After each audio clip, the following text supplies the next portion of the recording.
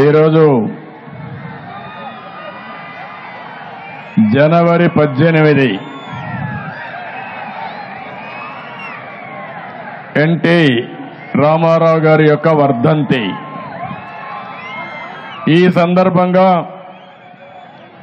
గుడివాడలో రా కదలిరా పిలిపిస్తే ఎక్కడ చూసినా జనమే జనం, జన ప్రభంజనం.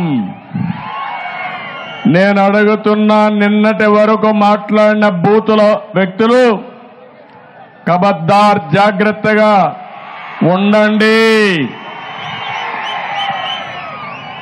ప్రజలు కదిలితే ప్రజా చైతన్యంలో మీరు కొట్టుకొని పోవడం ఖాయం, భూస్థాపితం కావడం ఖాయం అని చెప్పి మరొక్కసారి హెచ్చరిస్తున్నా. ఒక విధంగా ఈరోజు రా కదిలిరా గుడివాడలో పెట్టడం దేశ రాజకీయాల్ని తిరగా రాసిన నాయకుడు పుట్టిన ప్రాంతం కావడం, ఇక్కడ మీ అందరినీ దర్శించడం నా పూర్వజన్మ సుకృతంగా భావిస్తున్నా.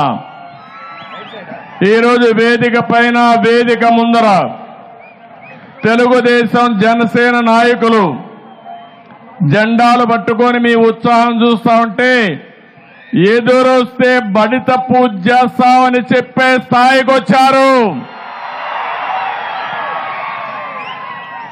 మన శక్తిని ఎవ్వరూ ఆపలేరు. తెలుగుదేశం జనసేన గెలుపు అన్స్టాపబుల్. ఎన్టీఆర్ని ఒక్కసారి తలుచుకుంటే పాలకులంటే సేవకులని సమిక్షేమం అందించిన యుగ పురుషుడు పుట్టిన ప్రాంతం ఈ గుడివాడ ప్రాంతం. ఆత్మగౌరవ నినాదంతో తెలుగువాడి సత్తా చాటి ప్రపంచం మొత్తం తెలుగు వారి యొక్క శక్తిని నిరూపించిన వ్యక్తి ఎన్టీఆర్. ఆయన పుట్టిన గడ్డ ఈ గడ్డ. నిమ్మకూరులో పుట్టి చిత్రసీమను రాష్ట్రాన్ని ఏలినటువంటి కథానాయకుడు, మహానాయకుడు, ఒక యుగ పురుషుడు ఎన్టీఆర్. ఎన్టీఆర్ అంటేనే